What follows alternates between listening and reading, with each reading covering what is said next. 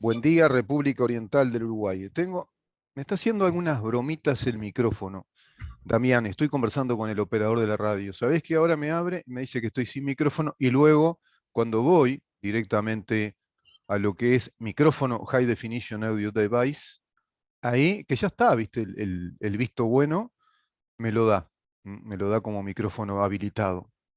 Qué increíble, esas trampas que hace la, la tecnología, ¿no? Esas trampitas que hace la tecnología. Y hay una tecnología que es muy sofisticada. Es una tecnología, si vos querés, en principio más intangible. En principio, en principio.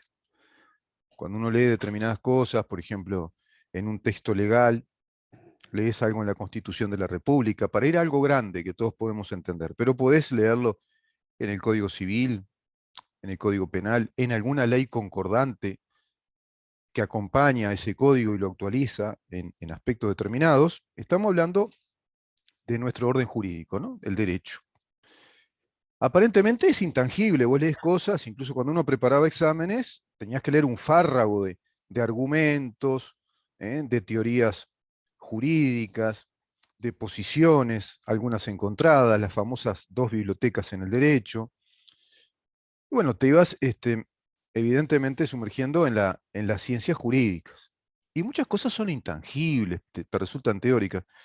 Pero después ves que todo eso es muy aplicable en la realidad y no es nada intangible. Es muy importante, es muy real.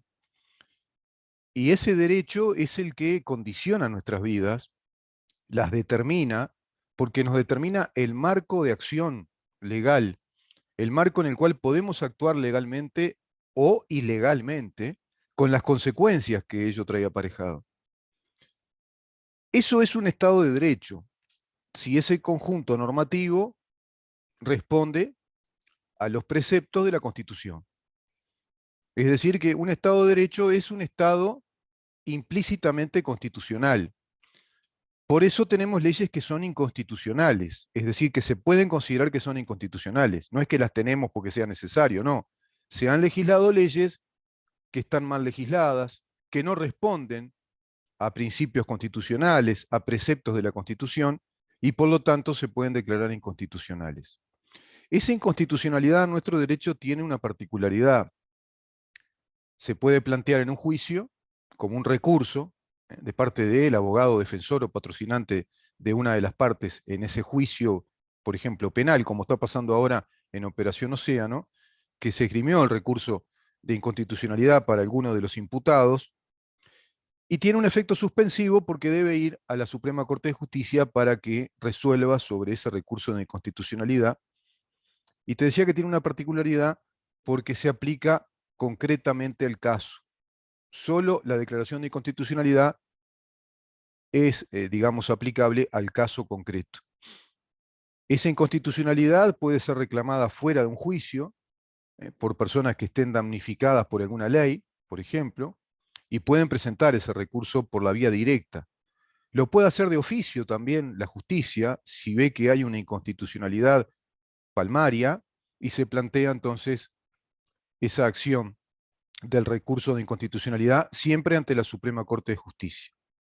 ¿Por qué digo esto? Por tal caso de Operación Océano que se ha planteado el recurso de inconstitucionalidad. Pero también podemos ver que hay un conjunto de leyes en nuestro país que son inconstitucionales.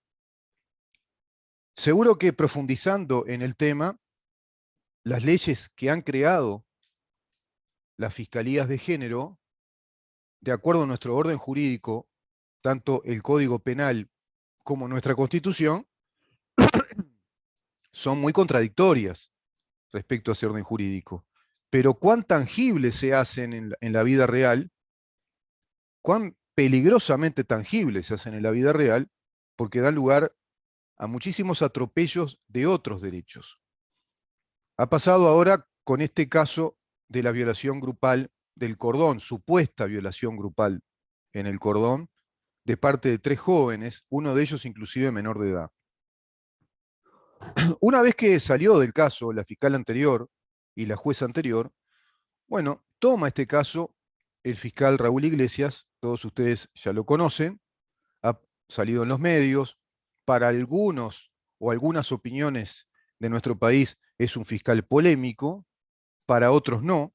Yo considero que para nada es polémico, simplemente salió a manifestar lo que él vio en ese caso y aplicó un principio que obedece al debido proceso, el principio de inocencia, la presuntio indubio pro reo en latín.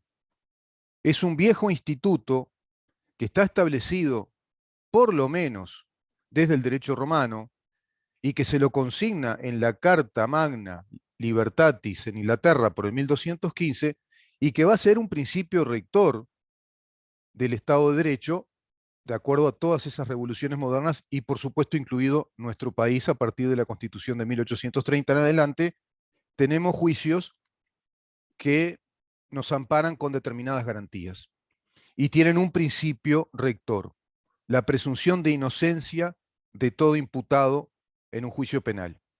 Hay que demostrar la culpabilidad, no es que hay que demostrar la inocencia. Se lo presume inocente a cualesquiera de nosotros y en el juicio se verá si esa persona efectivamente concluye en el juicio como inocente o es culpable.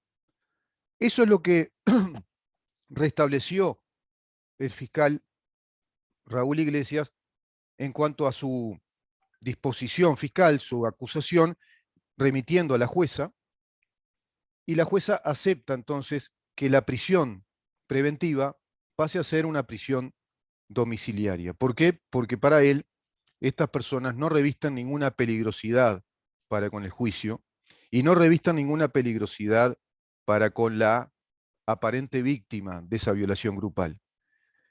Leyendo entre líneas uno se da cuenta que el fiscal presume o tiene bastante advertido o considera que no son culpables o que no cometieron por lo menos el delito de violación. Y seguro que hay muchos grises. Quizá cometieron otros delitos, pero no el de violación. Todos los audios, los videos, seguramente todo lo que él fue revisando, todos los indicios probatorios, más los elementos probatorios como audios y videos, declaraciones, testimonios, le indican que violación no hubo. Y por supuesto, dispone entonces una medida cautelar, es decir, una medida preventiva de prisión domiciliaria, pero no prisión en un establecimiento carcelario como estaban hasta ahora.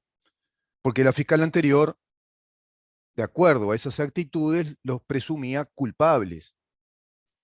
El abogado de las partes decía, yo como abogado no tengo que estar demostrando la inocencia.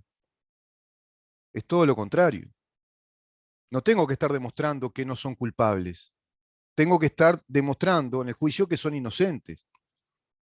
Bueno, evidentemente esa inversión de la carga de la prueba viene aparejada con leyes que crean estas fiscalías especializadas en la violencia de género contra la mujer, que inducen a pensar que cualquier acusado, en este sentido, pasa a ser un culpable bajo determinadas fiscales o fiscales que evidentemente tienen un componente ideológico muy fuerte y tramitan entonces esta formalización administrativa por la vía fiscal acusando hacia el juez de la causa que va entonces a abrir el juicio.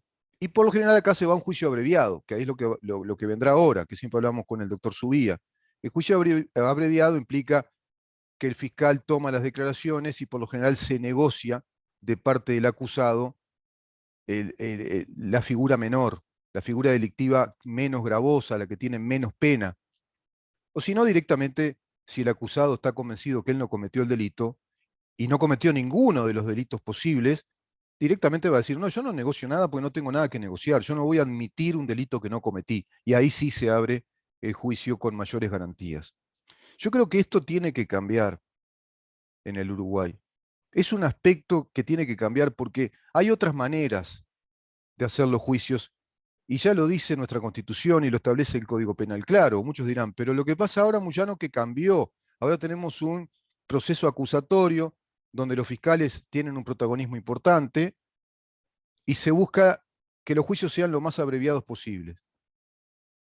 Perfectamente se puede hacer hoy con la tecnología que tenemos en este mundo, con la digitalización, con la informática, con la celeridad que ello implica, formar fiscales en el buen uso de esas tecnologías, formar administrativos y también formar fiscales y jueces para nuevas modalidades de juicios, pero que respeten las garantías del debido proceso.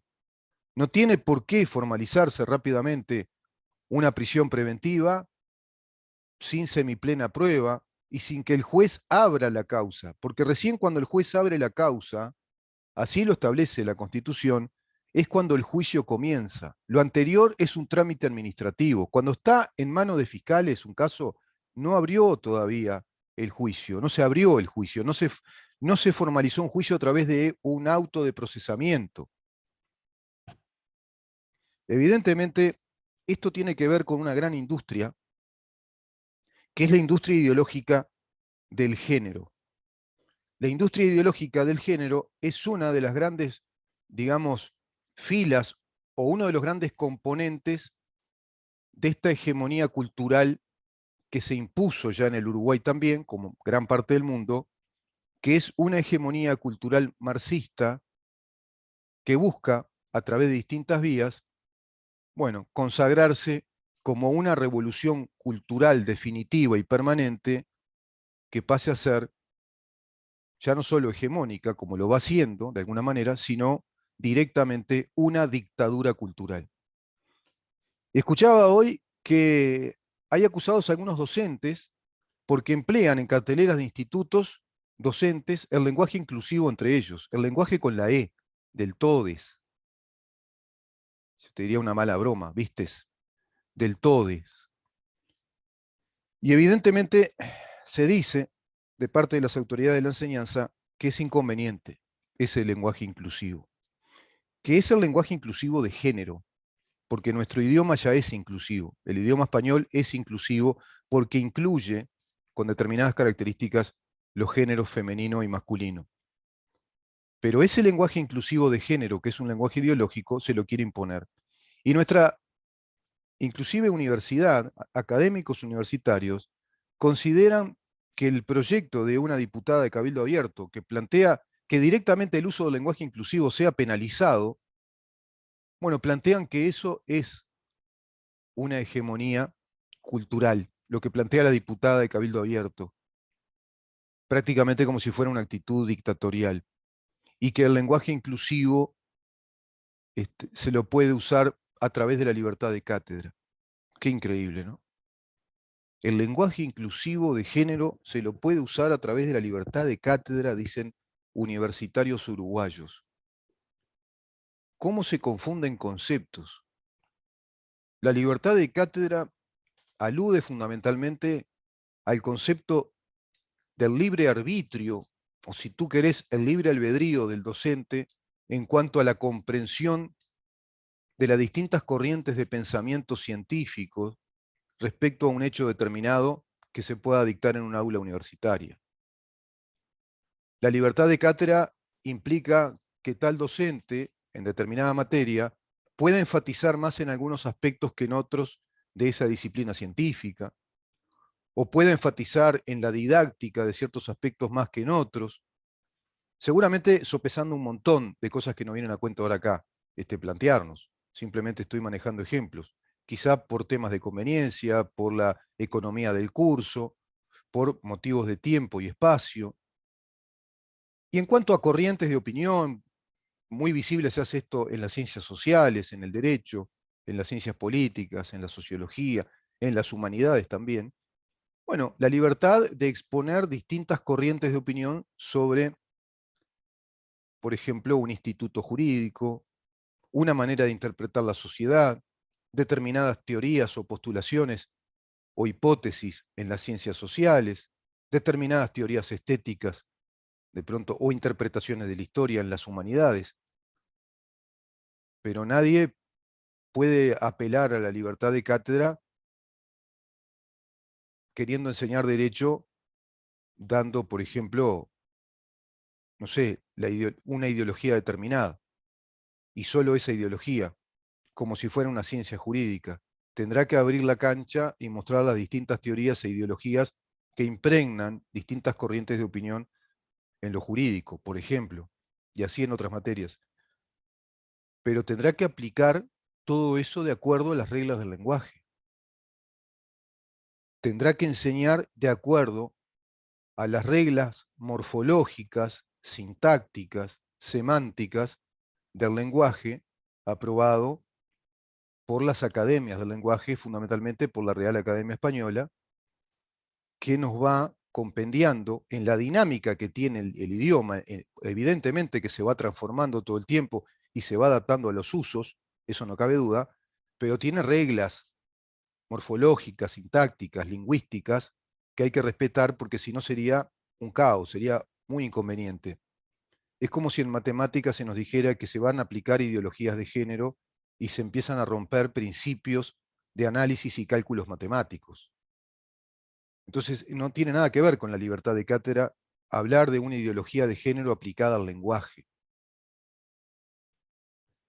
Bueno, eso está pasando en nuestro país porque se rompieron a través de esta hegemonía principios básicos de nuestras democracias, de lo que concibe una democracia representativa que admite estar constituida sobre la base de un Estado de Derecho. Y son precisamente nuestros derechos, y son nuestros derechos fundamentales, y son nuestros derechos humanos, todos ellos, en el eje, y si vos querés, en el eje motor de un principio que nuestra Constitución está en el artículo 8º, que es el principio de igualdad ante la ley. Todos somos iguales ante la ley, todos somos iguales ante la ley, es decir, todos tenemos el derecho a ser tratados por igual si estamos en la misma circunstancia o condición que la ley concibe, que cualquier ley concibe. Todos tenemos el mismo tratamiento legal en lo civil, en lo comercial, en lo penal, en lo laboral, en lo empresarial, el mismo tratamiento de las mismas disposiciones legales si caemos en las mismas circunstancias y condiciones que esa ley contempla. Por lo tanto, todos tenemos derecho, por ejemplo, a la educación, no a que se nos transmitan doctrinas de género, a nuestros niños, a los adolescentes. Todos tienen como ciudadanos el derecho fundamental, inalienable, intransigible, irrenunciable, de ser educados de acuerdo a las reglas científicas, académicas del idioma español, en este caso. Todos somos iguales ante la ley. No podemos educarnos con ideologías de géneros que van superponiendo derechos, que van cavando una zanja. ¿Tiene algo por decirme, don Agustín? No sé, hace rato que quiere hablar y parece que anda hablando mucho de estos temas por redes sociales. No sé qué es lo que me quiere decir, Agustín. A ver, ¿qué es lo que quiere decirme respecto a este tema del derecho, de la concepción del derecho, cuando se descubrió la palabra derecho? Quiero que algo de eso quiere decirnos. A ver qué quiere decirnos Agustín. Todo lo que sea derecha, en este país pues particularmente, todo lo que tenga que ver con derecha es paramilitares, asesinos, en fin, o sea, es lo que usted decía ahorita, eso se volvió en un estigma, la cosa más impresionante, cuando la derecha y a nivel mundial se está volviendo tan compleja o tan mala. Mire, cuando la izquierda convenció a las personas de que tenían derecho a vivir del fruto del trabajo de los demás, es decir, cuando la gente pensó que todo lo que existía en su vida era una palabra llamada derecho y que tenía derecho a todas las cosas, la izquierda se apoderó de un discurso que es fundamental, que es el de los derechos.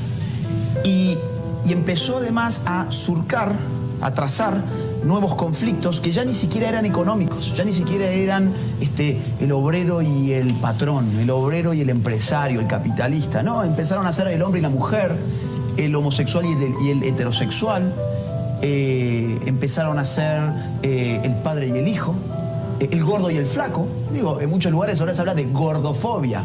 Es decir, que una marca de lencería no ponga a una persona obesa vistiendo una tanga, sí, hoy es gordofóbico.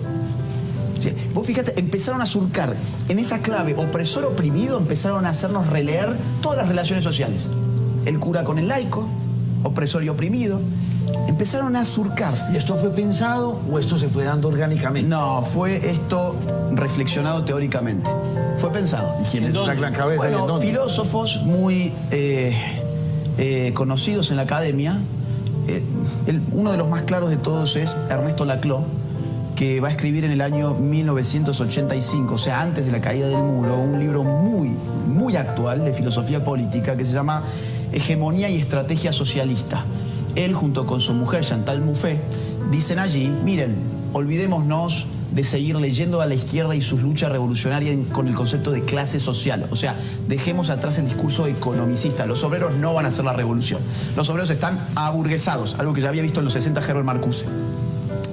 ¿Qué tenemos que hacer entonces? Elaborar nuevos o apostar por nuevos conflictos culturales, dar una batalla cultural, ¿sí?, para elaborar una cadena. Dice, cada conflicto cultural tiene que ser un eslabón de una cadena, eso se llama hegemonía, dice, que finalmente responda a nosotros. Tenemos el conflicto indigenista, el conflicto feminista, el conflicto del aborto, el conflicto...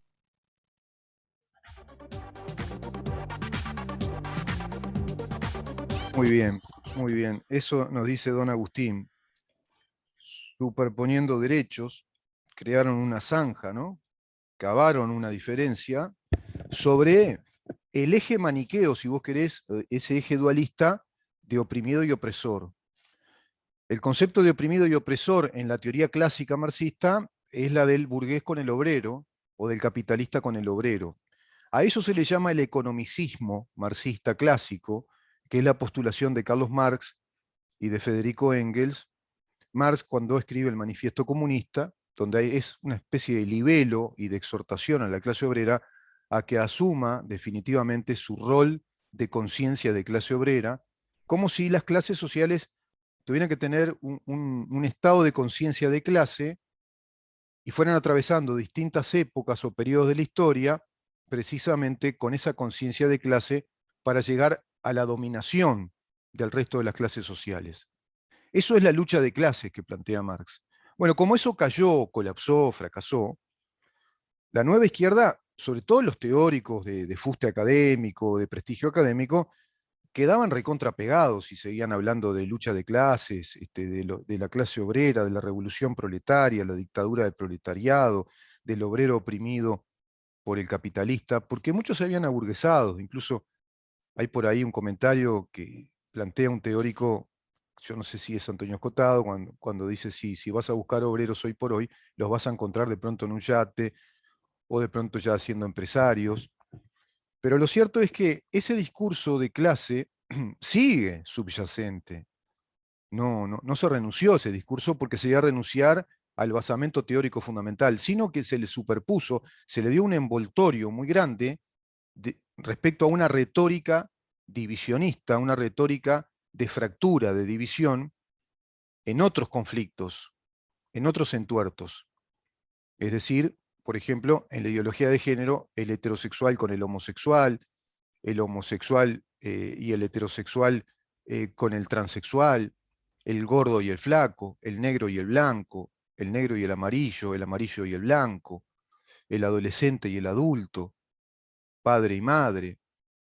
Y eso se traslada a nuestra justicia, que comienza con estas cosas raras de las fiscalías de género, de violencia de género solo contra la mujer, de violencia de género contra los transexuales, la violencia de género de la transexualidad, que hay una ley.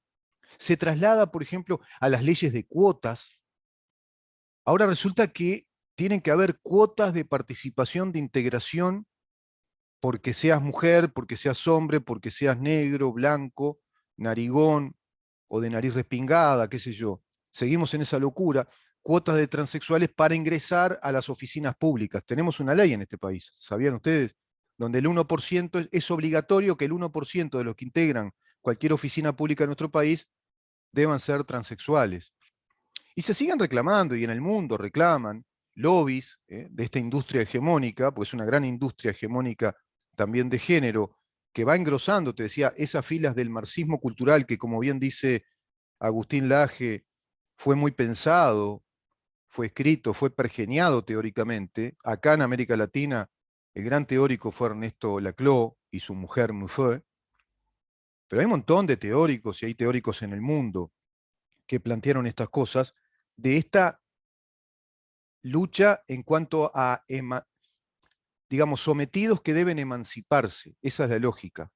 Y esa es la lógica que está planteando hoy por hoy el PIT-CNT-FA desde la más rancia retórica y práctica ideológica de los obreros contra los capitalistas, destrozando empresas como está pasando en el país, a través de sus sistemáticas huelgas y paros y todas esas medidas distorsivas, inclusive ilegales, porque hacen ocupaciones a empresas, ocupan propiedades privadas, perjudican propiedades privadas y empresas, pero se traslada eso a mucho más.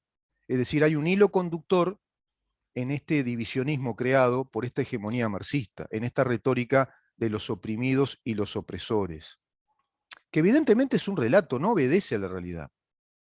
¿Por qué digo todo esto? Porque el principio de igualdad ante la ley no necesita tener cantidad de derechos específicos que lo único que están haciendo es crear derechos exclusivos y excluyentes, no son inclusivos, porque estamos todos incluidos en el principio de igualdad. Somos todos iguales ante la ley. Por lo tanto, no importa si sos homosexual, si sos heterosexual, si sos transexual, si sos marciano o venusino, si sos amarillo, rojo, verde, no importa si sos de derecha, si sos de izquierda, lo que va a importar es que sos igual, como cualquiera de nosotros, ante la ley, para conseguir un trabajo, para ser empresario, empresaria, para ser docente, para ser investigador, para ser científico, para ser emprendedor, para ser deportista. Somos todos iguales y tenemos los mismos derechos y las mismas obligaciones. Ah, ahí está la palabrita que se dejó de usar. Como decía don Agustín Laje, cuando la izquierda descubrió la palabra derecho, le vino bárbaro. Agarró para ese lado y todos tenemos un montón. Y tenemos derechos por ser indígena, y tenemos derechos por ser negro, y tenemos pero derechos exclusivos, que no responden a este principio básico del mundo occidental, libre, que va cayendo a pedazos a través de esta ideología que simula ser muy democrática y que tiene un nombre, incluso que es su caballito de batalla para ingresar. Si vos querés, mirá, como caballito de batalla troyano, como caballo de Troya, y luego te abre el ejército de invasores, que es la palabra progresismo. Los progresistas del mundo, que se supone que son más avanzados que los que podamos tener un pensamiento liberal democrático o democrático liberal, creyendo en la democracia representativa y el Estado de Derecho constitucional de acuerdo a lo que prescribe nuestra Constitución, que no necesita para nada tener, digamos, fiscalías especializadas en género, porque todos debemos ser tratados por igual ante la ley. Si hay violación, si hay vejación, bueno, deberá ir presa la persona que hace eso, pero no porque se lo hizo una mujer o se lo hizo un anciano, es porque se lo hizo a un ser humano, a un ser integralmente humano, y nuestra Constitución protege algo como un bien inalienable, integrado a nosotros, que es la vida. Es el cometido fundamental que tiene este Estado. La razón de ser del Estado uruguayo son los 6 primeros derechos que reconoce la Constitución que tenemos. Por lo tanto, hay que legislar desde ahí. Y luego legisla cómo se debe construir el proceso que nos dé garantías a todos nosotros si hay personas o nosotros mismos violamos ese orden jurídico y tenemos que ir no al hospital de los juguetes, sino al hospital de las libertades, que es precisamente un juicio penal. Un juicio penal es, para mí, una especie de hospital de las libertades, donde se va a buscar reparar no a la víctima, sino al orden jurídico, que es el bien tutelado por el derecho penal. El orden jurídico del Estado, que es el orden que nos garantiza a todos vivir en libertad, con todos los derechos inherentes a nuestra condición, pero también vivir con nuestras responsabilidades, porque eso permite el respeto irrestricto al prójimo en relación al derecho del otro.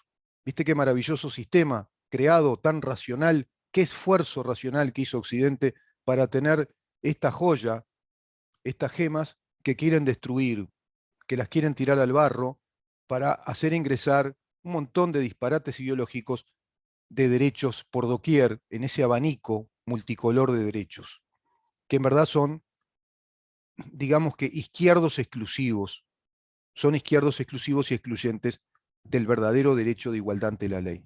Y otra cosa que quiero decir es que nuestra Constitución deja bien claro que lo que nos diferencia, naturalmente, son los talentos y las virtudes. Otro tema que quiere tirar abajo esta hegemonía cultural marxista, que no reconoce la sociedad de las virtudes, de los merecimientos, la tan mentada sociedad del mérito, que muchos por ahí van hablando y van planteando que está cayendo, ¿no? Y se plantea que la sociedad del mérito tendría que caer, cuando es todo lo contrario. La sociedad del mérito es la que nos garantiza que podamos desarrollarnos como seres humanos. Inclusive tenemos que apoyar a aquellos que destacan más, que tienen más formación, que tienen más talento, que descubrimos que tienen un coeficiente intelectual más elevado, que se han preparado, que se han tomado el trabajo de estudiar y estudiar a fondo determinados temas, porque son los que nos van a conducir como sociedad, como patria, como nación, para ir a un destino mejor, todos juntos. Porque en definitiva lo que nos da unidad, diría Kant, a los ciudadanos del mundo libre, de un país democrático, es el sentimiento de que estamos todos por igual protegidos bajo el principio de igualdad ante la ley. Te repito, nuestra Constitución, el artículo 8º. Vamos a una pausa, Damián, para recibir luego al escritor e investigador uruguayo Álvaro Alfonso, que tiene mucho que decirnos respecto a la vulneración de estas cosas que se convirtieron en guerra fría, en terrorismo contra el Estado. Tuvo que venir una dictadura, se salió de la dictadura, pacto del Club Naval. Vamos a hablar con él respecto a todo eso.